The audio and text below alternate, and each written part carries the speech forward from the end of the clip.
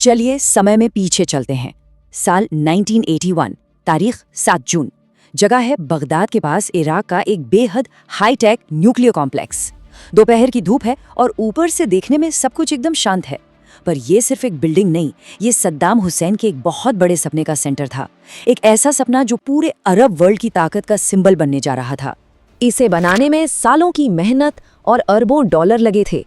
इराकी तानाशाह सद्दाम हुसैन के लिए ये कोई मामूली रिसर्च सेंटर नहीं था। नहीं, ये तो मिडिल ईस्ट में पावर के समीकरण को हमेशा हमेशा के लिए बदल देने का एक मास्टर प्लान था। लेकिन उस कॉम्प्लेक्स में मौजूद लोगों को इस बात का जरा भी अंदाजा नहीं था कि बस कुछ ही पलों में उनका ये सपना एक मलबे के ढेर में तब्दील होने वाला है। एक ऐसा हमला होने वाला था जो सुनने में ही नामुमकिन लगता था। एक ऐसा हमला जो हमेशा के लिए इतिहास में दर्ज होने वाला था। तो सवाल ये है कि आखिर ये हुआ कैसे? एक ऐसा मिशन जिसकी कामयाबी की दूर दूर तक कोई गारंटी नहीं थी, उसने सिर्फ 80 सेकंड्स में अपना काम कर दिया। तो चलिए ऑपरेशन ओपेरा की इसी हैरत अंगेज कहानी की तह तक चलते हैं। इस पूरी कहानी को समझने के लिए हमें थोड़ा पीछे जाना होगा। हमें इराक के न्यूक्लियर एम्बिशंस, मतलब उसकी परमाणु महत्वाकांक्षाओं को समझना होगा। आखिर ये सपना शुरू कैसे हुआ और सद्दाम हुसैन इसे हकीकत में बदलने के लिए किस हद तक जाने को तैयार थे। देखिए, इराक का न्यूक्लियर प्रोग्राम 1950 के दशक में ही शुरू हो गया था, सोवियत संघ की मदद से। लेकिन सद्दाम हुसैन को कुछ बड़ा करना था, तो 1975 में उन्होंने एक एडवांस्ड रिएक्टर की मांग की। लेकिन सोवियत संघ ने एक शर्त रख दी, इंटरनेशनल एटॉमिक एनर्जी एजेंसी यानी IAEA की कड़ी निगरानी। सद्दाम को ये मंजूर नहीं था, तो उन्होंने मुंह फेर लिया फ्रांस की तरफ, जो उस वक्त तेल के बदले टेक्नोलॉजी देने के लिए तैयार बैठा था। अब देखिए, कागज पर तो ये डील बिल्कुल साफ सुथरी थी। कहा गया कि ये रिएक्टर शांतिपूर्ण कामों के लिए है, जैसे बिजली बनाना।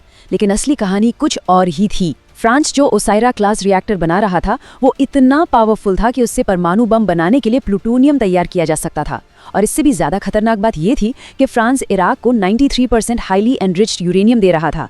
ये वो लेवल है जिसे सीधा सीधा वेपन्स ग्रेड माना जाता है, मतलब इससे एटम बम बनाए जा सकते थे। और ये सब कुछ हो रहा था बिना IAEA के उस कड़ी निगरानी के जो सोवियत संघ मांग रहा था।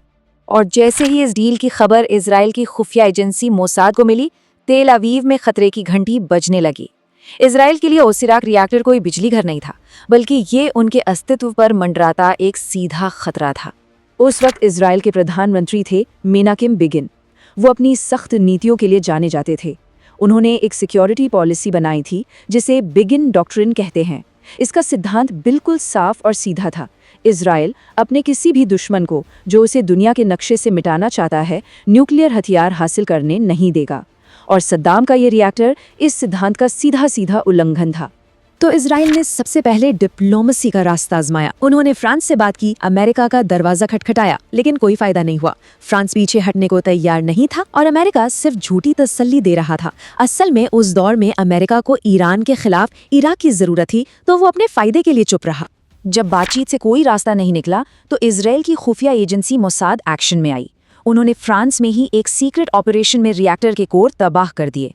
पेरिस के एक होटल में इराक के एक बड़ी न्यूक्लियर साइंटिस्ट का कत्ल कर दिया गया। लेकिन इन सब कार्रवाइयों से सद्दाम का प्रोग्राम कुछ महीनों के लिए धीमा जरूर हुआ, पर रुका नहीं। अब इजराइल के सामने सारे रास्ते बंद हो चुके थे। बस एक ही ऑप्शन बचा था, एक सीधा मिलिट्री हमला। पर यह कहना जितना आसान था, करना उतना ही मुश्किल। पहली नजर में तो ये एक सुसाइड मिशन लगता था। जरा सोचिए, मुश्किलें कितनी बड़ी थीं। करीब 1600 किलोमीटर दूर उड़ान भरनी थी, वो भी 3 दुश्मन देशों जॉर्डन, सऊदी अरब और इराक के एयर स्पेस से होते हुए। F-16 फाइटर जेट्स में इतना फ्यूल ही नहीं था कि वो हमला करके वापस आ सकें। और सबसे बड़ी बात, इस मिशन में इजराइल पूरी तरह अकेला था। लेकिन इजरायली सेना ने हार नहीं मानी। उन्होंने हर मुश्किल का एक हैरत अंगेज हल निकाला। F-16 जेट्स पर एक्स्ट्रा फ्यूल टैंक लगाए गए। दुश्मन के रडार से बचने के लिए रेगिस्तान के ऊपर सिर्फ 100 से 150 फीट की ऊंचाई पर उड़ने का खतरनाक प्लान बनाया गया। CIA और ईरान से मिली खुफिया जानकारी की मदद से रिएक्टर के चप्पे चप्पे का नक्शा तैयार किया गया और महीनों तक पायलटों ने नेगेव रेगिस्तान में बने एक नकली रिएक्टर पर बम गिराने की प्रैक्टिस की। और फिर वो दिन आया, 7 जून 1981। प्लानिंग पूरी हो चुकी थी, पायलट्स तैयार थे और एक नया इतिहास लिखा जाने वाला था। तो चलिए अब उस मिशन के उन आखिरी पलों पर नजर डालते हैं जब सब कुछ दांव पर लगा हुआ था। पायलटों ने दुश्मन को चकमा देने के लिए कमाल की तरकीबें अपनाई। उन्होंने जॉर्डन और सऊदी अरेबिया के कम्युनिकेशन चैनल्स को जैम कर दिया। जब सऊदी एयर ट्रैफिक कंट्रोल ने उन्हें रडार पर देखा तो पायलटों ने जॉर्डन की एयरफोर्स का कोड इस्तेमाल करके उन्हें यकीन दिलाया कि वो एक रूटीन गश्त पर हैं।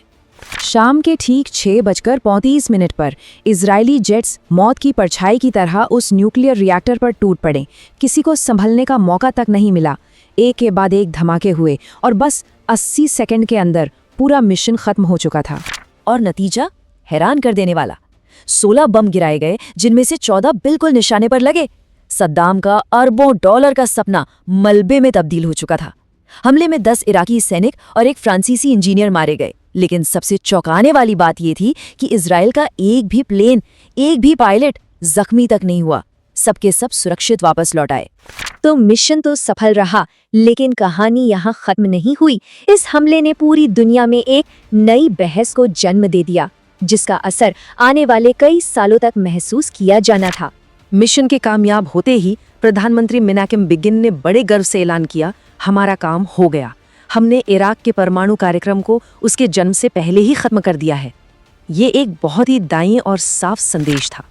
उस वक्त तो पूरी दुनिया ने इजराइल के इस कदम की कड़ी निंदा की। यहाँ तक कि अमेरिका ने भी गुस्से में इजराइल को F-16 जेट्स की डिलीवरी कुछ समय के लिए रोक दी। लेकिन फिर 10 साल बाद 1991 में जब खाड़ी युद्ध हुआ तो पूरी तस्वीर ही बदल गई। उस वक्त के अमेरिकी रक्षा सचिव डिक चेनी ने खुद इजराइल को इस हमले के लिए शुक्रिया कहा, क्योंकि अगर वो रिएक्टर बच गया होता तो खाड़ी युद्ध का नतीजा शायद कुछ और ही होता। तो आखिर में सवाल यही रह जाता है, ऑपरेशन ओपेरा आखिर था क्या? अपने अस्तित्व को बचाने के लिए उठाया गया एक जरूरी कदम, या फिर अंतर्राष्ट्रीय कानूनों का खुला उल्लंघन? इस हमले ने एक खतरनाक मिसाल कायम की, जिसे प्रीएम्प्टिव स्ट्राइक यानी खतरा बनने से पहले ही हमला कर दो की नीति कहा जाता है। बिगिन डॉक्ट्रिन की यही सोच आज भी दुनिया भर की मिलिट्री स्ट्रैटेजी में जिंदा है। सवाल ये है कि अपनी सुरक्षा के नाम पर कोई देश किस हद तक जा सकता है, और आत्मरक्षा और हमले के बीच की वो पतली सी लाइन कहाँ खींची जानी चाहिए। ये एक ऐसी बहस है जो आज भी जारी है।